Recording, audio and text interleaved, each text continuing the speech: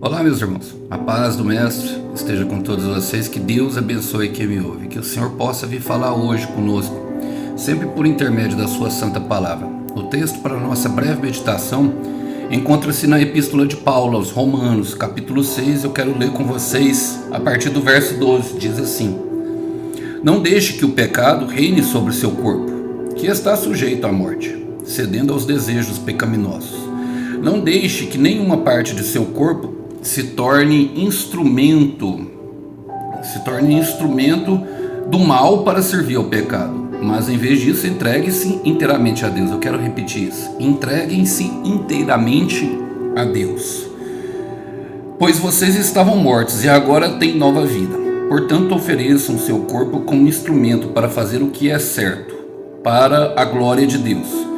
O pecado não é mais seu senhor, pois vocês não vivem sob a lei, mas sobre a graça de Deus. Glória a Deus. Esse texto ele é bastante instrutivo, irmãos, e eu gosto dele porque ele traz algumas realidades para nós sobre o pecado. Inclusive, o título do capítulo 6, na minha Bíblia, está escrito Libertos do Poder do Pecado. E talvez você esteja se perguntando: Alisson, é possível? Sim, é possível, por meio do sacrifício de Jesus na cruz e pelo empoderamento dado a nós pelo Espírito Santo. Mas eu quero trazer aqui algumas informações que Paulo traz nesse capítulo 6. Bom, ele deixa bem claro que só existem dois caminhos. E no versículo 16 ele fala para nós, ele faz uma pergunta, ele fala assim: vocês não sabem que se tornam escravos daquilo a quem escolhem obedecer? Podem ser escravos do pecado que conduz à morte, ou pode escolher obedecer a Deus que conduz à vida de justiça. E essa mesma exortação, irmãos, ele traz para nós na epístola ali aos Gálatas, que ele escreve. Ele traz uma informação justamente, só que exemplificando através de duas personagens bíblicas, desses dois caminhos que seguiu. Eu quero ler com vocês o texto que está assim, ali, Gálatas capítulo 4, versículo 22, fala assim, De acordo com as escrituras, Abraão teve dois filhos, um nascido de uma escrava e outro nascido de sua esposa, que era livre, que era Sara. O filho da escrava nasceu segundo a vontade humana, e o filho da mulher livre nasceu segundo a promessa. É justamente o que ele está falando aqui, irmão, só que citando dois personagens bíblicos, duas pessoas que tiveram influências justamente pelo tempo de espera, pelo tempo de espera de uma promessa dada ao seu Senhor, que era Abraão, no caso. Deus deu uma promessa a Abraão, fala, dentro de um anjo apareceu e falou: dentro de um ano sua esposa, dentro do determinado tempo a sua esposa ficará grávida. Só que ela já era envelhecida e ela era estéril e ela ficou duvidosa. Quantas vezes nós ficamos duvidosos? Quantas vezes nós agimos assim em relação à promessa? Irmãos, e nós devemos lembrar que o pecado ele é um ato de injustiça. O filho de Agar é Ismael, que é hoje justamente o pessoal lá, depois de crescer, é o pessoal do Hamas, que está guerreando lá. Depois de muito tempo, o fruto daquele pecado ainda, fala para nós hoje em dia. Talvez nós não pensemos assim quando nós vamos pecar, mas é pequena coisa, mas não é assim. Bom, e Paulo fala que é justamente o nosso corpo, os desejos pecaminosos do nosso corpo que levam. Logicamente isso leva a pensar sempre na relação sexual, mas não é somente isso. Então, por exemplo, nesse caso foi um ato de impaciência, porque talvez Sara tivesse ali a vontade de ter um filho. Só que isso começou a gerar um conflito dentro da própria casa dela. Depois que o menino Ismael começou a crescer, o que aconteceu? Ela teve o nascimento de Isaac, que é gerado narrado no capítulo 21. Mas no capítulo 16 narra uma fuga da sua própria serva Agar, porque ela já estava sendo humilhada durante um tempo pela sua senhora. E ela, de tanto ser humilhada, ela pega o menino e e parte para um deserto. Mas Deus manda ela voltar. Mas eu quero ler com vocês alguns versículos do capítulo 21, que diz assim, ó. Capítulo 21, versículo 9, diz assim: Sara, porém, viu que o filho que Agar, a egípcia, dera a Abraão, estava rindo de Isaque. E disse a Abraão: livre-se daquela escrava e do seu filho.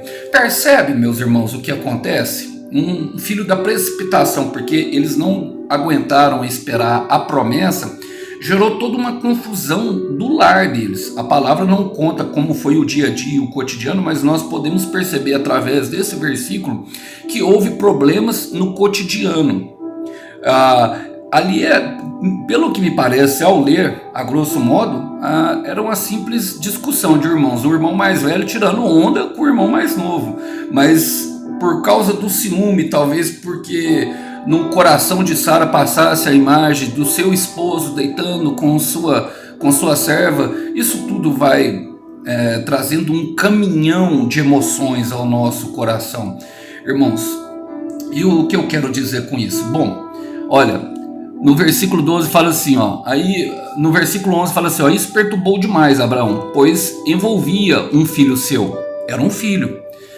Mas Deus disse: não se perturbe por causa do seu menino e da escrava. Atenda a tudo que Sara lhe pedir. Atenda a tudo que Sara lhe pedir. Irmãos, pelo que eu entendo, Deus sempre faz coisas que são boas. Deus é bom, nós temos que entender isso. Ele, quando dispensa a escrava, quando ele manda Abraão dispensar a escrava, ele derrama uma promessa sobre Agar e seu filho.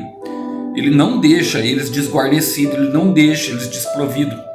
A palavra fala que eles acompanhou, que um anjo do Senhor apareceu para Agar no deserto, mas ele teria visto um problema talvez maior do que estava acontecendo hoje. Tudo, e nós sabemos que Deus age com propósito em tudo. O próprio Deus que deu a entender sempre que o homem seria a liderança de casa, estava falando para Abraão atender a sua esposa naquele momento. E nós precisamos compreender essa situação, porque isso vai além daquilo que nós podemos ver. O que eu quero falar, irmãos, que um pecado vai gerando várias circunstâncias, até mesmo que por meio da graça o Senhor nos livra. E não que ele nos desobriga da lei, mas que ele nos leva justamente por um caminho a qual ele vai, fazer com que nós ultrapassemos aquele limite da lei. Porque o que é o pecado na sua essência? É um ato de injustiça, é é a transgressão da lei. A transgressão da lei se configura num ato de justiça. E eu sei que tem muitas pessoas, mas muitas pessoas mesmo, lutando contra o pecado, irmãos. E o que eu quero falar?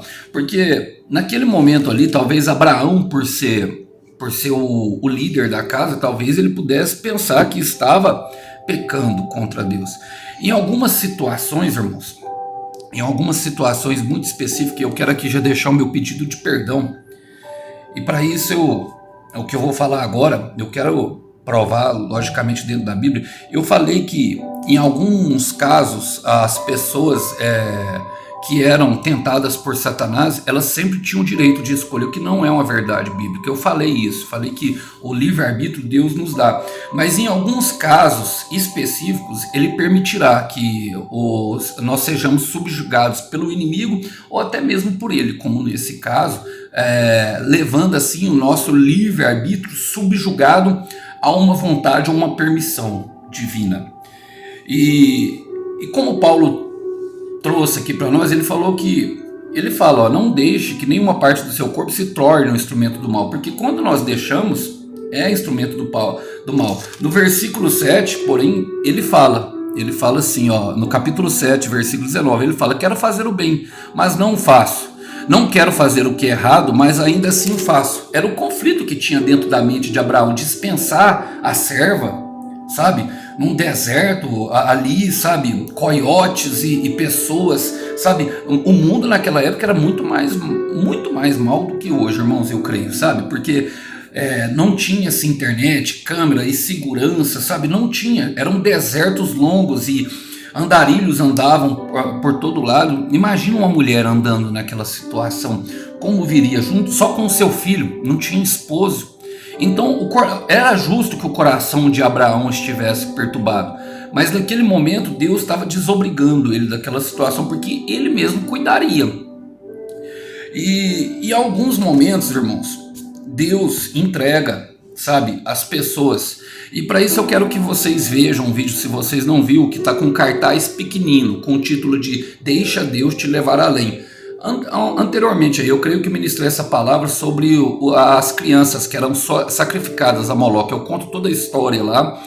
E os filhos de Israel sacrificavam em troca de bênçãos. Tem toda uma história. Lá eu conto, eu não vou entrar em muito detalhe, porque senão eu perco bastante tempo nessa ministração aqui. Eu creio que vocês devam ver lá. Em alguns casos, essas crianças, elas eram sacrificadas, e isso acontece até hoje. E em alguns casos, o pecado, ele entra no nosso, vamos dizer, na nossa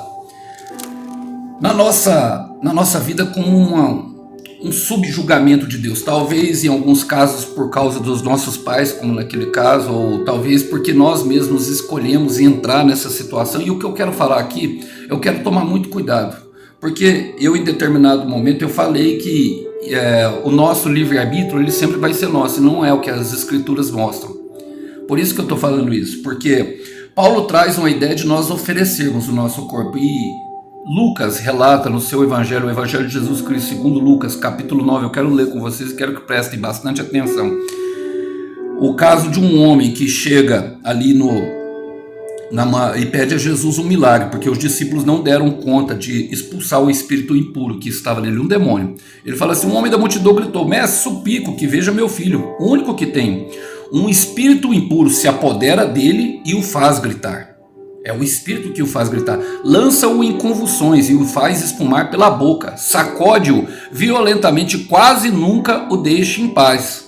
O que a Bíblia está falando é que aquele demônio, aquele menino age dessa forma porque o espírito o obriga. O demônio às vezes obriga. Então vai ter casos, irmão. Vai ter casos que o pecado ele vem porque o demônio obriga. Vai ter casos que a pessoa não quer fumar maconha. Vai ter casos que a pessoa não quer se entregar às drogas. E eu vou tomar bastante cuidado. Isso está muito mais para exceção do que para regra. Não pode pegar aqui a fala do irmão Alisson e depois usar como desculpa. Você tem que analisar a sua parte por causa do que eu estou falando. Irmãos, eu não dei conta. Eu já contei esse testemunho e vou contar outra vez. Eu não dei conta de parar de usar droga. Eu sei que foi Jesus que me libertou e eu vou contar para vocês o que aconteceu. Quando eles levaram aqui, no versículo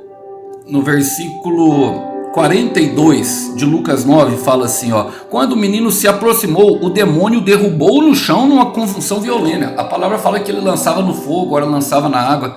E eu lembro que quando eu estava perto da minha libertação, justamente quando eu estava me aproximando de Jesus, a situação ficou muito mais feia do meu pecado. Então eu estou pregando alguém aqui que que tem feito coisas que não quer fazer, que tem vivido uma vida que ela sabe que não é para ela. Talvez ela se entrega ao sexo, talvez ela se entrega à ira, talvez ela se entrega à vingança, talvez a falta de perdão que está em você, meu irmão, minha irmã, talvez não seja você. Em alguns casos sim, e é por isso que eu estou pregando isso, porque eu lembro que quando eu estava sendo liberto das drogas, eu entrei dentro do quarto e fiz uma oração. Eu já contei isso e vou contar novamente esse testemunho para nós encerrarmos. Eu entrei dentro do quarto,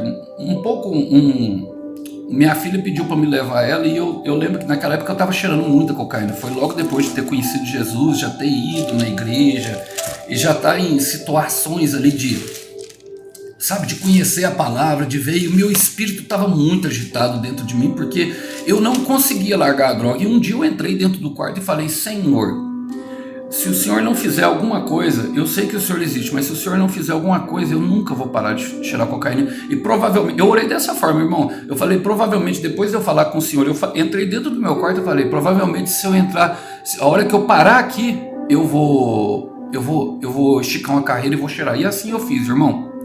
Eu estiquei várias carreiras lá enquanto orava, enquanto falava com Deus.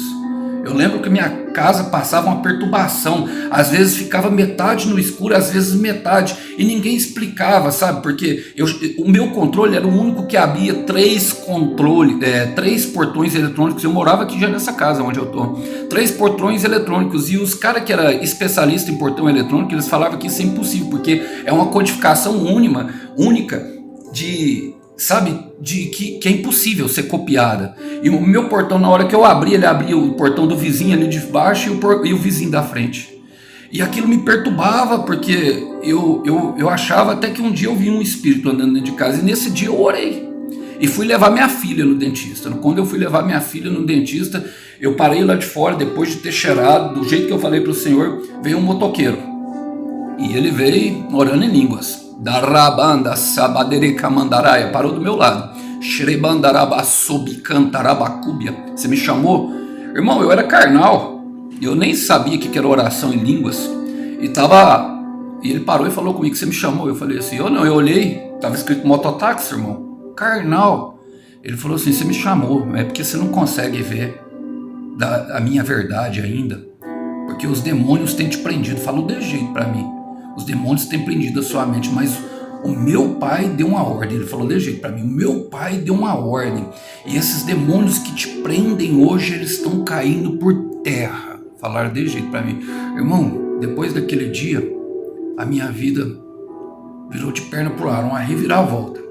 Ficou muito ruim, sabe? Muito ruim depois daquele tempo, mas depois ficou muito bom, porque hoje eu tô liberto, completamente liberto. E por isso que eu trouxe essa palavra para vocês, porque Paulo fala, sabe, por isso que eu falo que não é só sexo, o meu corpo era templo de drogas. E ele fala: portanto, ofereçam seu corpo como instrumento para fazer o que é certo para a glória de Deus. Não deixe que nenhuma parte do seu corpo se torne instrumento do que é mal. Mal até para mim mesmo, irmão.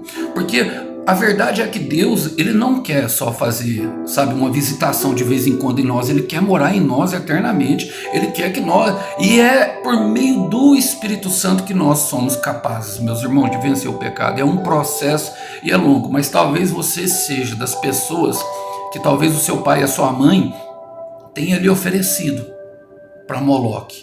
Por isso que eu pedi perdão, porque talvez eu tenha pesado a sua mente. Deus me levou hoje a isso. E eu não tenho problema nenhum de falar que eu estou errado em alguma afirmação. Eu estou aqui também em aperfeiçoamento. Às vezes eu vou fazer alguma coisa. Se eu cometi alguma injustiça com você, meu irmão, minha irmã, me perdoe. Analise o seu caso diante de Deus. E é como aquele menino, a palavra fala assim, ó: quase nunca o deixe em paz. É porque Deus permite que você fique em paz. E é nessa hora que você vai fazer o que eu vou te falar agora.